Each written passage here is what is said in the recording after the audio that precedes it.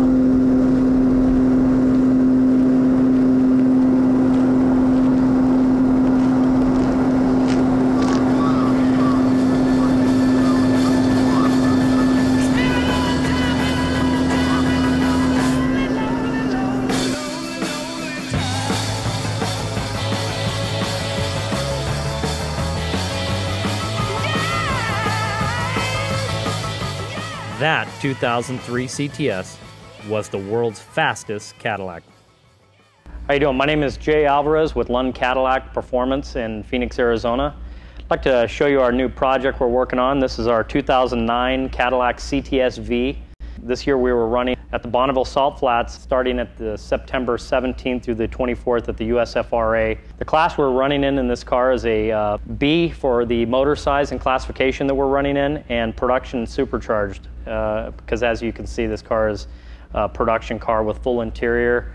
The new CTS, the reason we put the coilover suspension on the car was, even though the car handles very well from the factory, we wanted to lower the stance of the car to keep the car more stable at high speeds. At high speeds, at over 191 miles an hour, this car does have downforce instead of lift. So we're pretty confident by just lowering the stance of this car, we're gonna have a great outcome. We contacted Moon Eyes, and they made a disc that utilized the factory wheel. So when we went to Bonneville, we were able to put these spun aluminum discs that they custom made specifically for this car. So when we go to Bonneville, we had less wind drag. And when we go to the course, or if you happen to want to take the car to a different event or a different type of race event, we can remove it, which shows the factory forged wheel. Continental actually contacted us and let us know that they had a tire that was rated well over 223 miles an hour that we were able to run at Bonneville, and it would actually be an application that would work using the factory forged wheel.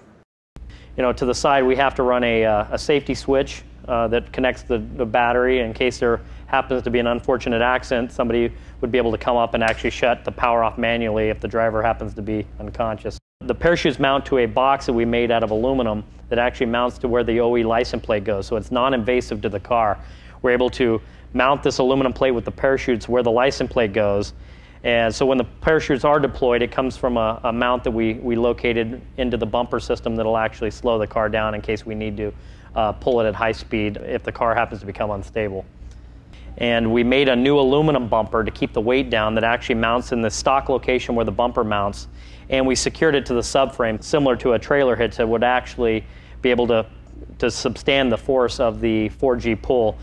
Also, if you notice here, we have a wheel, so the car can be pushed through the pits safely without anybody having to touch the car. We handmade the exhaust system, and in the exhaust tips here, we handmade. We didn't want to use something just off the shelf. We didn't want to use a standard stainless tip that you would see that would be universal for every make and model of car out there. So what we did is we actually took a tubular oval mandrel bent tube.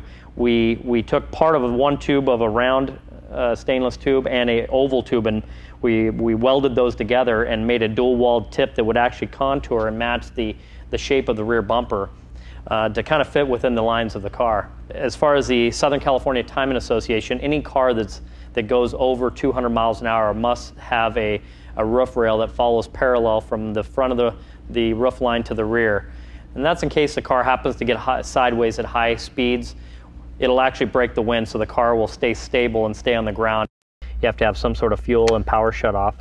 We also have two different fire systems, which is one for the driver's compartment, a 10-pound bottle for the driver compartment, as well as a 5-pound for the engine compartment. We ran the roll cage towards hidden behind all the tent lines, behind all the A-pillars, to where the car appeared from the outside to be as stock as possible. Now, obviously at Bonneville, we have to run a race seat that's approved for the speeds that we're running, as well as for the class we're running. We chose to go with the Recaro seat because it is a factory seat that Cadillac is using in the new 2009 CTS-V. So we used Recaro, which we felt would match the car. We use a Han seat for the driver. It's a new seat that the Recaro came out with that will protect the driver in case of an unfortunate accident with a Stroud 7-point harness seat belt. We want the Cadillac of race cars. We wanted this car to be fully functional. I mean, this car literally has a full AC unit, full climate control, still works. You can still adjust passenger and driver side climate control. Radio still works. Navigation system still works. I mean, this is a full functioning Cadillac that can be driven every day, idle all day long, and still blow cold air. Although the car does seem stock, we have made quite a few modifications to the motor and now produces almost 800 horsepower.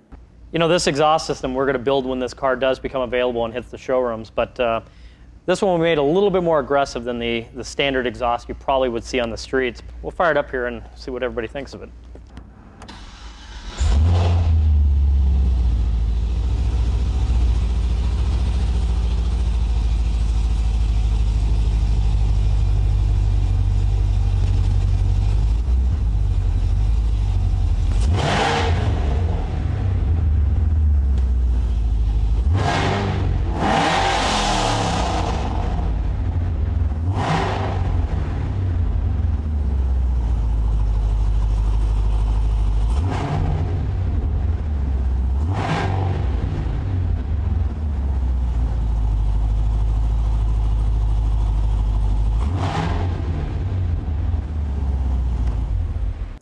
Well, that's some of the high points of our 2009 Cadillac CTS-V Bonneville race car. We hope you'll join us at the Bonneville Salt Flats for the World of Speed September 17th through the 20th and the World Finals October 8th through the 11th, where we will set another land speed record in this spectacular new Cadillac.